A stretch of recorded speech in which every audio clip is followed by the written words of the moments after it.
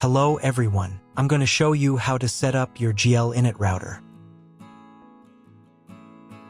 And before I start, I want to remind you that if my video will help you, please support my work. Half of all donations I send to animal shelters. All details are in the description down below. The first step is to turn on the router. Take the power adapter. Plug one end of the power adapter into a wall outlet. Connect the other end to the router.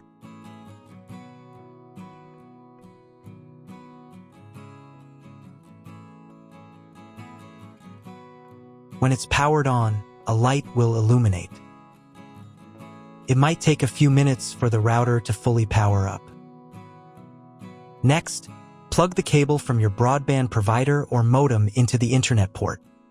This port is often called WAN and is usually a different color. Each cable should be inserted until it clicks. Now you should reset the router to its factory settings. Hold down the reset button on the router for 10 seconds. Wait for the lights on the router to begin flashing. Occasionally, this button can be found inside the router casing to avoid accidental presses. Use a slim object to press it down.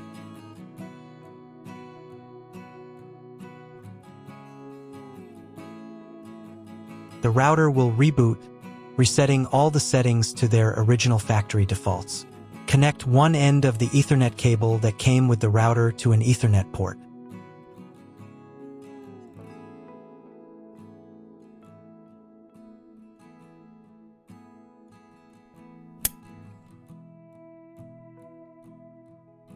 Connect the other end to your computer or laptop's Ethernet port. Please wait a few minutes for connection. Awesome! Your router is now connected to your computer. Now you will need to set it up.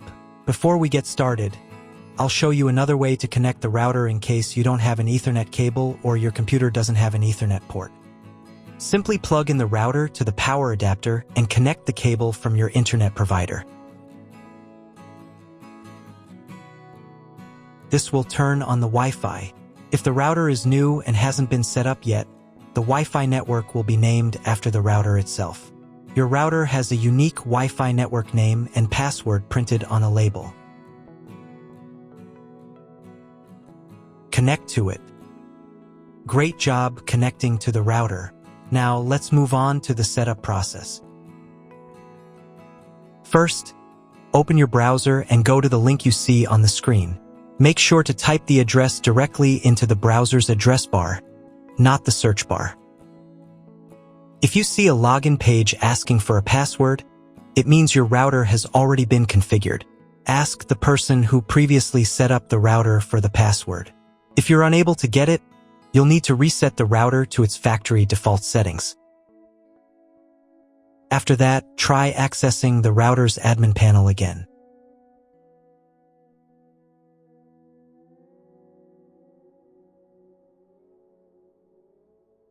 Depending on the firmware version of your router, the setup process may look slightly different.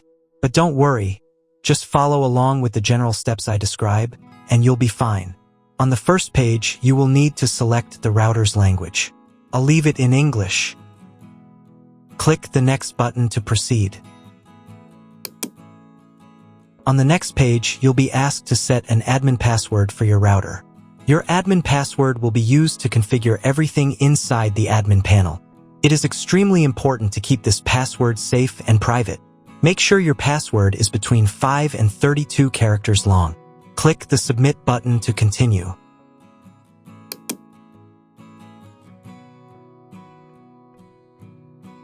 Now it's time to choose your internet connection type.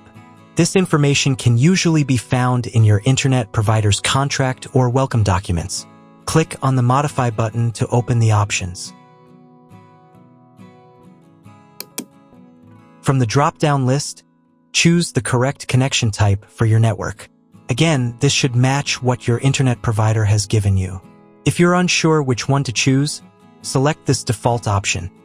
It's the most commonly used. Click the Apply button to save your selection.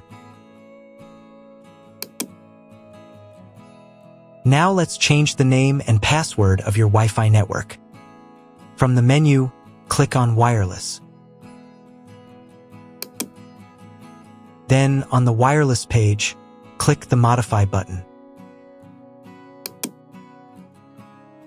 In this field, enter the new name for your Wi-Fi network.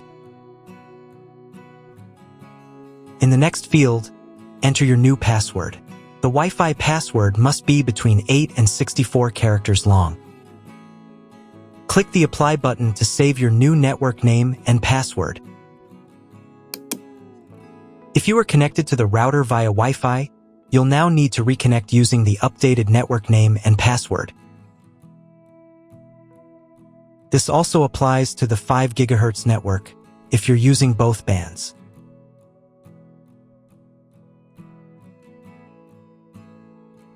After updating the 5 GHz settings, don't forget to click Apply again. By the way, if you don't need one of the two bands, for example, if you only want to use 5 GHz, you can disable the other one. To turn off the 2.4 GHz network, simply click this switch here. Wait around 10 seconds for the change to apply. To re-enable it, click the switch again and wait another 10 seconds.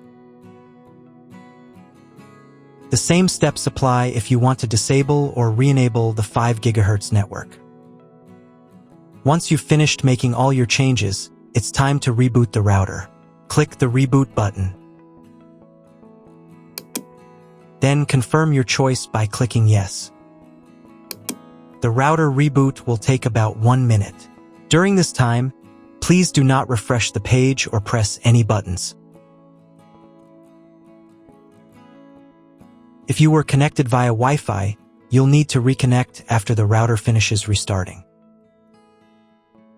Now check if the internet is working. Just open your browser and try Googling something. If you still don't have internet access, you may need to try cloning your MAC address. To do this, log into the router's admin panel again using your new password.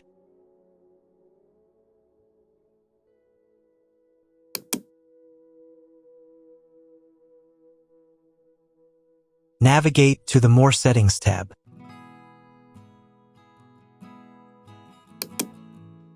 Then click on MAC Clone from the menu.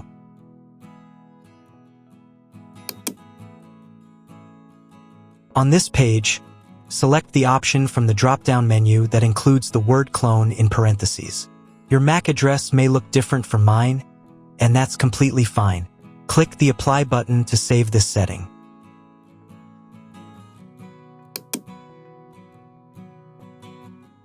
Now restart the router one more time.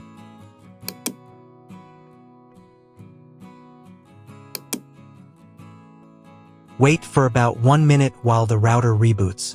If you were connected via Wi-Fi, you'll need to reconnect after the router finishes restarting. Once it's back online, check if the internet is working. Again, just try searching something on Google. If it still doesn't work at this point, it's time to contact your internet service provider. They will let you know the exact connection type required and provide any additional settings or login credentials if needed. That's all. If my video was useful, please support my work. I send half of all donations to animal shelters. All the details are in the description below.